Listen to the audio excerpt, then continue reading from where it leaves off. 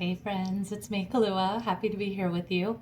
I'm drinking my hot chocolate Maven chai today. So Maven chai is one of my herb blends, and I have turned it into a hot chocolate today and loving it. I don't know, can you see? It is hot. You can see the steam coming off. It's so good though.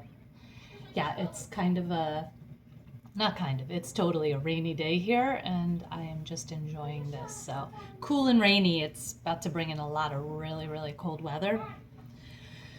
So I am here with some herbal magic. So I made some herbal magic for me, and I am bringing you the herbal magic for December and for Yule. And I'm like kind of feeling out how I'm going to word this, because this one's interesting this month, right? So if you've been watching the moon updates and everything, and the December overall, I really talked about how we are still working through our shadows from November. But as we come to the end, as we move into that transition of Yule, right, which is winter, this winter solstice, season of water and reflection. Reflection is what I want you to remember here. We end a cycle, okay? We end a cycle, and I believe that this is a cycle that has probably been with you most of your life. It's something you developed in childhood. It is probably old beliefs or stories that you've told yourself forever, right, for your existence. And it's been coming up. The triggers have been coming up. You've been working through it. You've been doing the things, and it has not been easy. This kind of work rarely is, but remembering to stay in that place of trust and knowing that everything is happening for your highest good. And you can handle anything, so it's okay. So anyway, as I say all that, our herb today is actually one, I have shelves and shelves of all kinds of crazy herbs. And this one's a humdinger. This one's a brand new one for me. And so if I pronounce it wrong and you know better than I do, please correct me. Send me. I have even looked up to try to find the way to pronounce it. But our herb today is called Jurgen Sacha. Okay? And there it is. So very interesting. The herb itself actually looks like a snake from the Amazon. So not surprisingly, it's used as an anti-venom. It's an extremely strong neutralizer of poisons. Really fascinating with that, right? All kinds of poisons. And it has been used as a very strong antiviral for really extreme situations, and some of them included asthma and lung issues, parasites, menstrual disorders, but all kinds of really strong viral stuff it's been used for. It's also been used more shamanically for protection rituals, spiritual sicknesses. It's known to convert any kind of harm. Like, so if somebody feels like bad energy is being cast upon them, is being thrown at them in any way, it's used to convert that into benevolence. And let's be real, any kind of emotion creates energy. And I don't know if I had that experience actually this past summer, where I literally walked through the energy cloud of somebody having an immediate emotion, like a very strong one. And I happened to be walking past as it happened. And I tell you what, for like the next month, I was really messed up. I had to really balance things back out again. And I didn't even make the connection until somebody mentioned it to me. about, you know, I was having problems with the muscles in my back knotting up and all this stuff. And she was saying, you know, whenever something is coming down your back, it's usually, you know, some sort of spiritual invasion. And that makes sense because, you know, I say it all the time, the front of your body is the part of you that faces the world. This is how you connect to the world, to the, you know, to your community, to everything around you. But the back of the body is how you connect to more of the spiritual, to the divine, how you get your downloads. And so if there's an energetic imbalance, it can affect you in that way too. And so you want to be clearing that kind of stuff, as well as, you know, physical illnesses, physical imbalances. You want to clear spiritual imbalances as well. And so, and you know, what was really interesting, as it says that it converts harm into benevolence or benevolent energy, right? It really reminded me of the stone hematite. And I've definitely used hematite. You know, they make those little hematite rings. I want to get another one, actually. I used to wear it all the time. And that's another one. It takes any kind of negative energy coming at you and it converts it. And it, you know, it sort of repels that negative energy and repels it. And what's really interesting is if you've ever had a hematite ring, I know other people who have as well, you know, when it's had enough, when it's done its job, that ring will break right off. Like, it's done. It's time for a new ring. Okay. So really fascinating when it comes to all of the energetic stuff.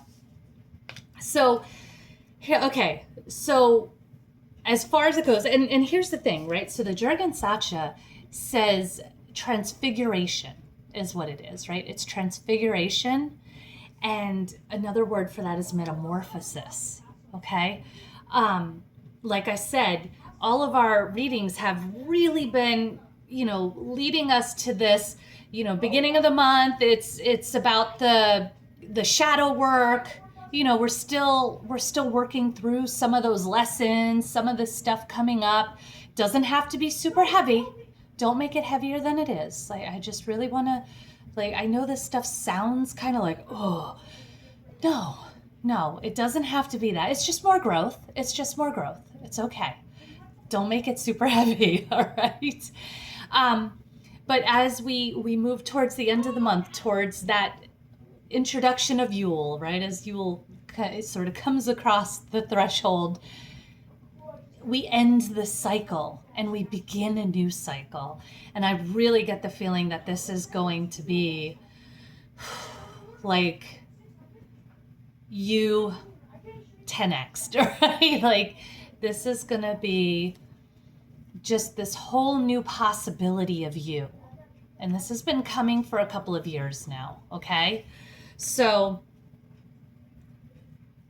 we may be looking at some radical change and breakdown, okay? Breakdown before the breakthrough. And remember, if it's a big breakdown, it's a big breakthrough, okay? So trust that, all right? Remember I said this clears. Jurgen Sacha is known to clear the strongest of poisons. And here is how you do that. And I love this so much. I feel like this is why we pulled this card. 3 steps. This is why we have this card right now. I'm telling you this now. First step, recognition. What is the poison, right? You can't do anything about it until you're aware of it. Recognize it. Recognize it.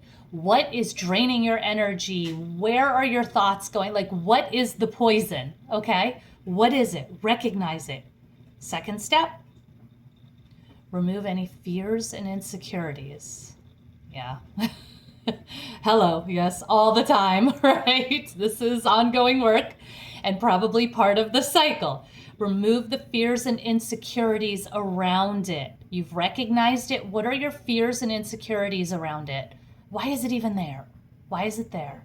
So sometimes I always say we toddler coach ourselves, or we ought to toddler coach ourselves. Why? Why is this here? Why did I think that? Why is this? Why am I giving my energy away this way? Why am I? Oh, well, I guess that one time, right? And you keep just asking why and get deeper and deeper and deeper until you get to the original fear, the original situation that caused the fear.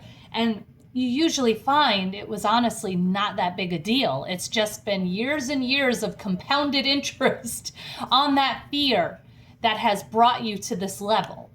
Once you get to that level, you're in really good shape, right? Because now it's like, oh, that's it. Oh, okay, I don't need to hold on to this, right? So it's easy to let go. Then we have that reconstruction of self. Reconstruction of self. So this is where you build yourself back up. You reframe the thoughts. You might catch yourself having those, oh, wait a second, that's old patterns. Oh yeah, that had to do with this thing, which was no big deal. It's okay. Or maybe it was a big deal, but it's not anymore. That's in the past. I don't need to deal with that anymore. So we want to shift. And then we might catch ourselves having those same behaviors. Shift, right? Oh, why did I do that? Oh, because this was my old story.